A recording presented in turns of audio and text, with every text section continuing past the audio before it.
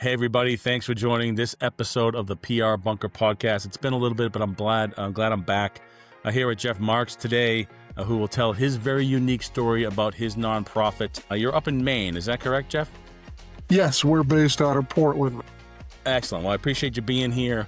As you all know, the PR Bunker podcast really hopes to shine the light on incredible stories of people, organizations, making change and impacting the community in some way, shape, or form through their nonprofit, through their work in communications. And Jeff and I connected through email and then social media, had a couple conversations, and his story is pretty unique, just like mine. As at one point I worked for a journal, I was a journalist, and then I went to the dark side.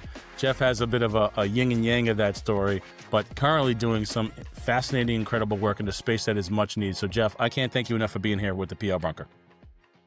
Thank you, Don. I appreciate the invitation and looking forward. Well, let's get into it, man. Tell us about the nonprofit. What do you do? So I'm executive director of Climate Work Maine, and the organization started, the concept came up during the pandemic. We got a bunch of business leaders in Maine together. They all agreed that the pandemic was a bit of a dress rehearsal for what's coming on climate. It was disruptive to the economy. It was disruptive to people. And with the climate crisis ahead of us and already occurring in a lot of places, we thought, well, who is best equipped to deal with this problem? And we all decided, the business community working together on climate solutions and helping to reduce emissions, but also make some money along the way. So there are challenges, but we see it also as an opportunity to, create new companies, to make companies that are existing better and more sustainable, and really prepare us for a carbon-constrained, more sustainable economy down the line. That's fantastic. Most people I interview for this podcast, we don't end up in a place and originally thought we'd end up here. Our journeys professionally are just this wandering path through the woods. And just like myself, as a former journalist, thought I was going to change the world putting pen to paper. But clearly, I'm not a journalist anymore, in public relations and marketing, still telling stories, but in a different way. And your story is just as unique, if not more unique. Tell us, from your early days to now, clearly your journey, it wasn't like this all day long. This concept was born relatively recently, but tell us a little bit about the journey to get here. Yeah, I've been working with businesses for 25 plus years now on energy and environmental issues. Most of my professional life was spent in Washington, D.C. I was a corporate lobbyist lawyer there, which, people hear that and their opinion of me kind of sinks a notch. But then I give them the kicker and said, I did their environmental lobbying. So their opinions of me got much worse. So I was voted by a coalition of environmental groups as Clean Air Villain of the Year twice while I was in DC. And I think a lot of that was because we were just so reactive. Any clean air, clean water, toxic release, endangered species, any mandate that came up that put a requirement on the business community to do something, the first thing a lot of companies thought of was, okay, how is this going to affect our bottom line? So we were very reactive and fought just about every environmental energy regulation out there.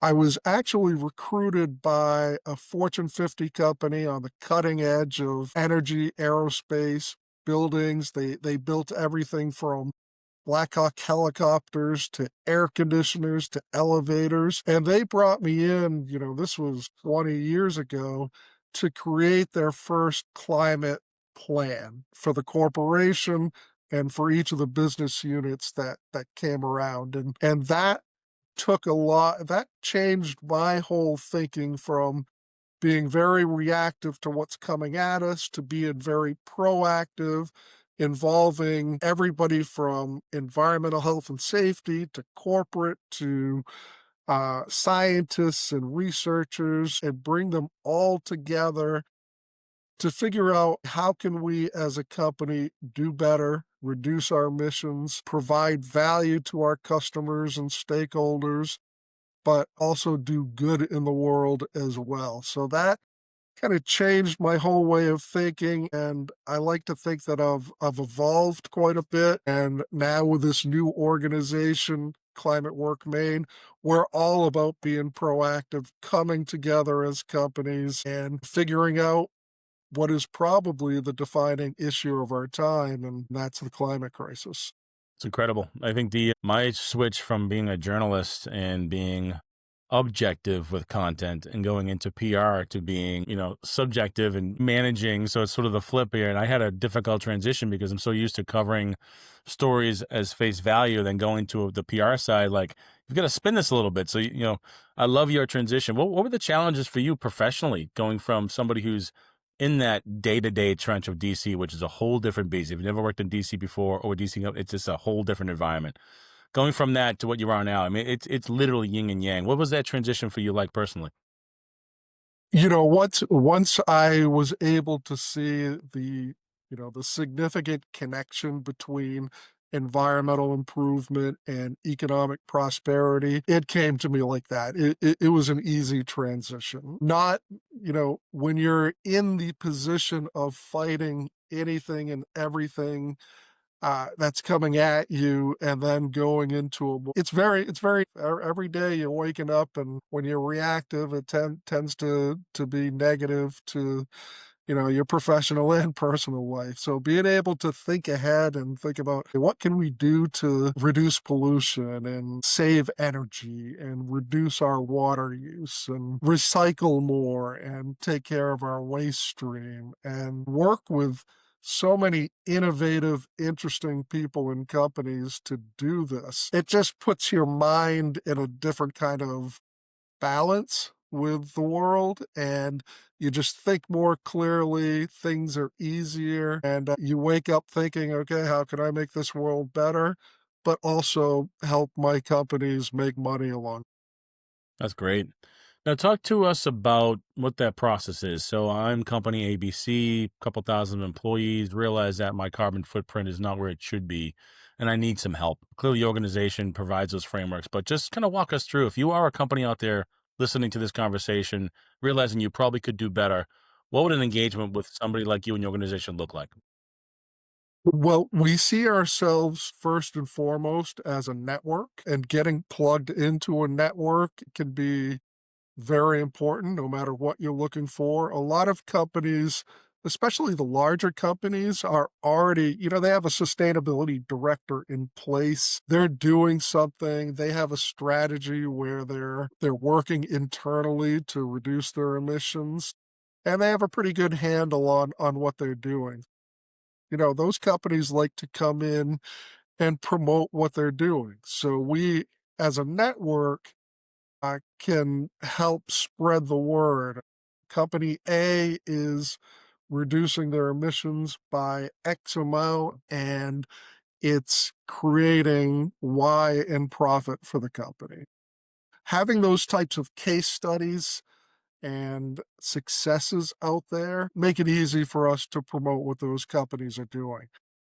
Being in Maine, though, we're a 99% small business state. So most companies do not have an expert on staff doing sustainability. So by connecting into this network, they have access to the expertise of some of those larger, more established companies that are already doing something, and they can tap into that knowledge and expertise and hopefully take those ideas and innovations and bring them back to their own companies in some way. So I always start with that. We're a network, we make connections, and we help companies access the resources that they need to grow and succeed, but also do it in a more sustainable. That's So great. those are the conversations that we begin with. What are your priorities? What are you looking to do? And is there something that Climate Work Maine can help you with or connect you with in order to meet those priorities? Good stuff. Now, talk about challenges. I mean, every nonprofit, regardless of what sort of lane you're in, is having challenges these days, both financially and keeping the attention of those that you want to engage. What are the some of the challenges you face as an organization, and what is your community doing to sort of kind of work around them or sort of combat them in some way, shape, or form? Sure. Well, I'll tell you the most immediate challenge, and it's something that I think everybody's aware of. The focus on climate has changed considerably in Washington, D.C., and on the federal level. We went from the Inflation Reduction Act that was passed under the Biden administration, which was the largest ever federal investment in climate and clean energy programs. We went from that to an administration that is not only, you know, taking that away as a priority, but actively adversarial when it comes to climate issues. It appears that anything with climate in the name could be a target, which is too bad because as an organization, we're talking about climate change as an environmental issue, but it's also a financial, it's an economic issue. And no matter what policy is happening in DC, the world is going to move on. It's going to move toward cleaner energy, more efficiency, and increased sustainability. And a lot of those market drivers on the global level will force us to continue to consider climate and sustainability in our business decisions. So it's a bit of a challenge with that abrupt change on the federal level, but we are looking at it as, whatever happens within this administration, and every administration has different priorities and outlooks. That's just the way it is. No matter what happens, we know climate change is happening. We know we need to deal with it. And as a state, I'm hoping our organization can help the businesses, nonprofits, and the government folks here keep a laser like focused on climate so that when we come out of this 4 years of climate adversarial positions, we're in a position where we might have a competitive edge over others and are able to just pick up where we left off and continue to be more sustainable and do that in an economically cost effective way. It's great. How about I love the fact that you brought up small business owners, which is basically the lifeblood of the economy now these days. Business is starting all day long. What kind of advice would you, provide to somebody who's just getting going in the small business space, whether it be a retail shop, they're in, any industry? I mean, we all have an impact on the climate. So, what's your advice for those small business owners as they scale? The things they should be thinking about to one, hopefully they're growing in our driving revenue, but at the same time being environmentally conscious. What are those things that you typically in your community would advise these small businesses to think about? Yeah, we would advise them just to get engaged in some way, and they don't have to have an expert or a full-time position on their staff. Just have a member of your team kind of plug in and engage with businesses and communities on these issues. Keep up to date on what's going on.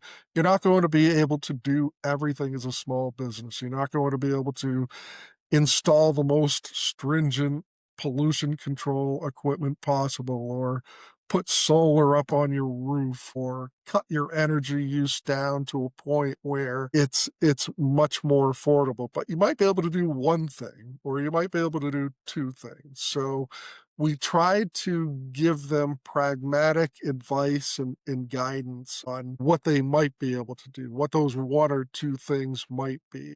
And to do that, though, they need to be a little proactive. Pick a person on your team, get them connected into organizations like ours, but there are others out there working on these issues, and just strengthen your partnerships with organizations and businesses that are already doing something, because you might not have to spend a lot of money. You might not have to lay off any workers to do this. You might find something that you know, helps your business become more sustainable, but that in turn helps your workers and your communities as well.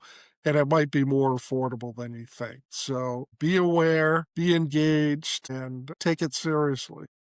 It's good advice. Leads me to my next question because I think, like AI, technology, climate is a bit of a noisy space, right? There's a lot of chatter and narrative out there about it. And you think about how you communicate your value prop to the community, whether it's locally, nationally. And clearly, I'm in communications. This is why the PR bunker started. What are you doing to get your story out? I mean, what are the things that have been successful for you from a communications perspective, whether it be going back old school, like having one-on-one conversations like your lobbying days, or what are the things that you've applied with your nonprofit to communicate the story and get people engaged?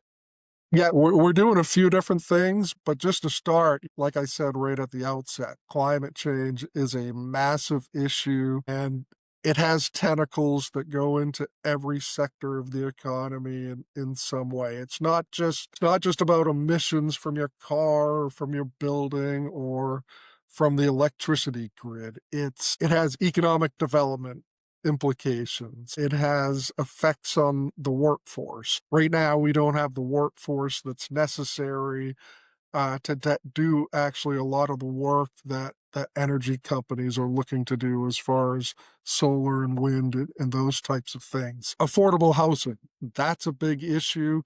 At some point, especially in states like Maine and others throughout New England, we're going to have to deal with this massive climate migration issue. People are going to be wanting to leave heat waves and floods and droughts and all of the billion-dollar disasters that are happening right now around the country. They're going to want to go somewhere that type of impact is lessened, and Maine is going to be one of those locations. So how do we deal with that influx of people, and how do we prepare businesses and communities in the state for more people coming in?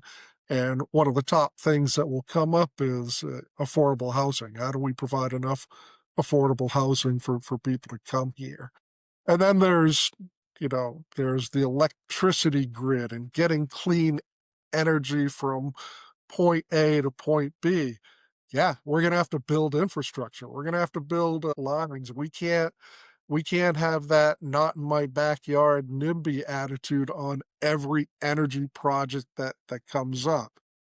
So we're going to have to deal with that. So there's a lot that goes into climate. It's not just carbon emissions out the tailpipe of your car. It's a lot of different things. So spinning back around to your question, what are we doing? We're trying to reach businesses in a lot of different ways. One way is we've started a summit that we've had on an annual basis for the first 3 years since our inception. It's been the Summit on Maine's Economy and Climate Change.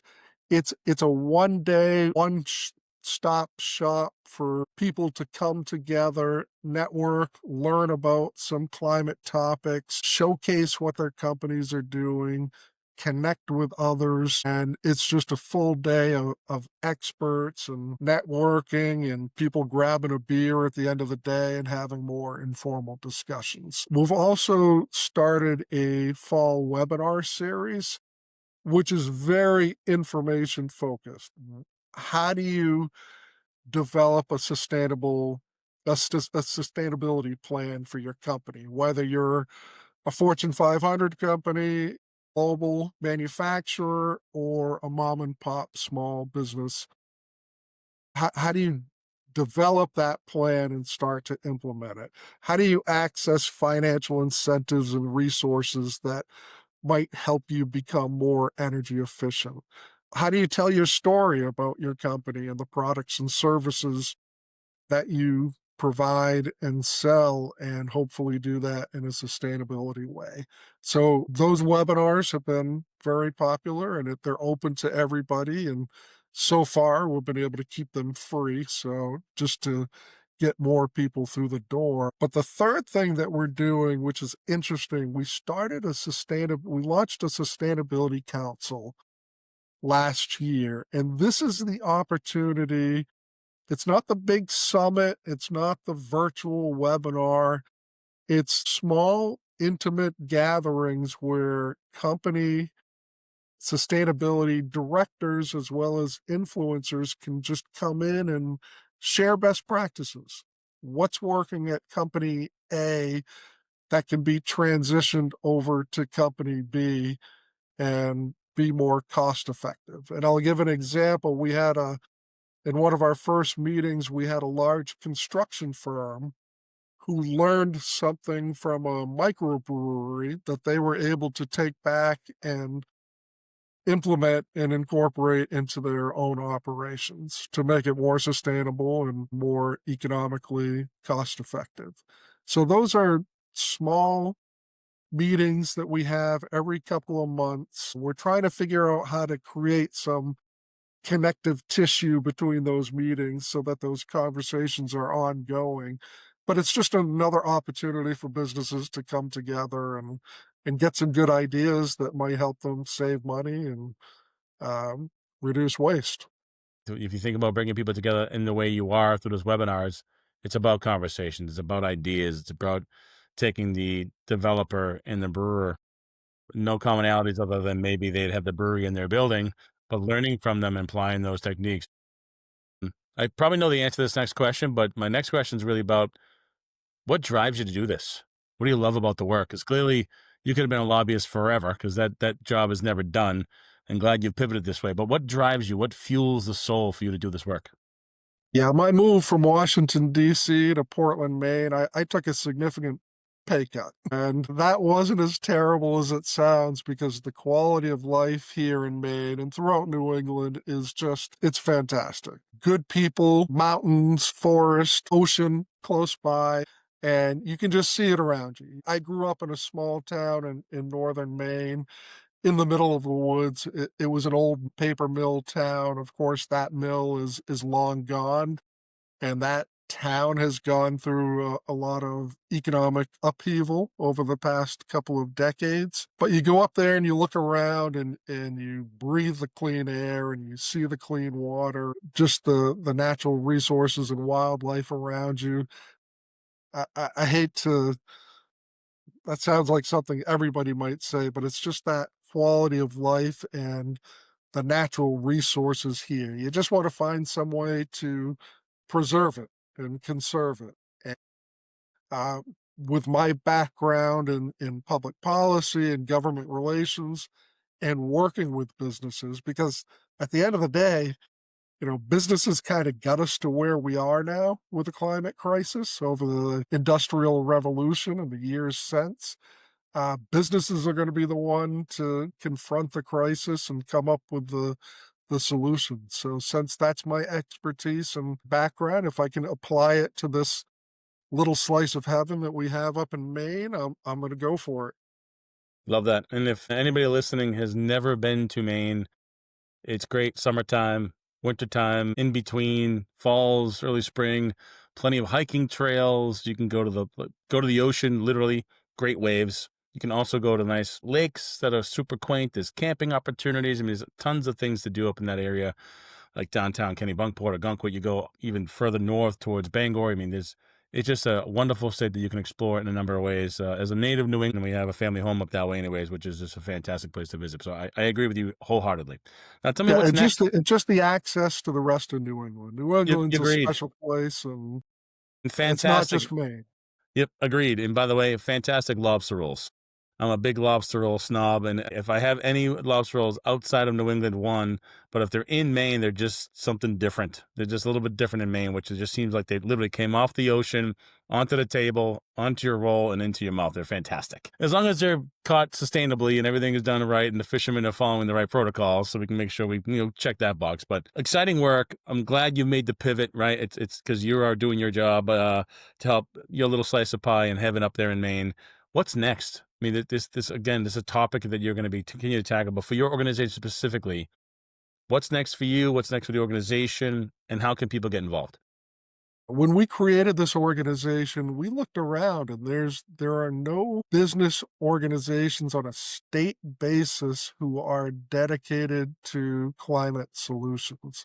So with everything that's going on in Washington and the world, I speak often with an old colleague of mine in DC. She's working with Fortune 500 companies on climate issues. So the GEs of the world, the General Motors, the big companies on climate issues. She tells me if you can create this model in the state of Maine, replicate it and take it into other states, That's what's going to move the needle on the federal level.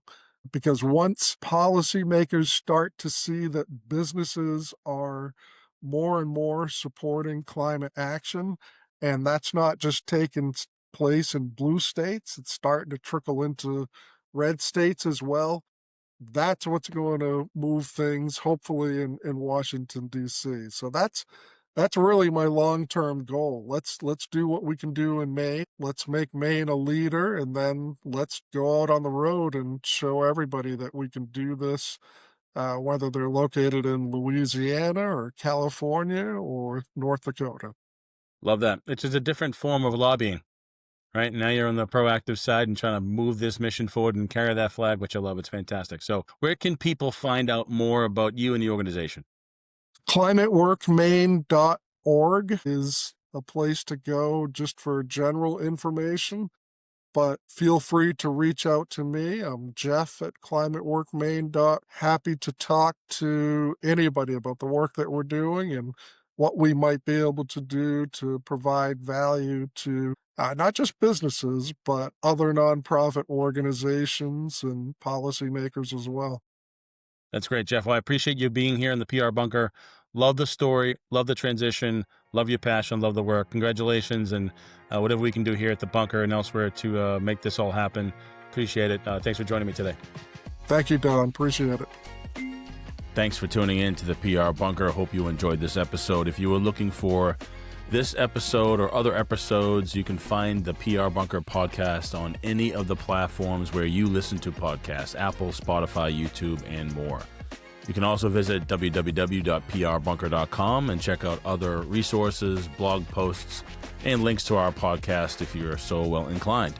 Feel free to subscribe, invite people to attend. If you're looking to have your clients, or if you think you have a good story to tell for the PR Bunker podcast and our audience, please reach out to me at don@prbunker.com or go to prbunker.com, and there's a form there you can fill out and suggest some folks to interview, or if you'd like to be a guest as well. So again, thanks for tuning into the PR Bunker podcast. Until next time.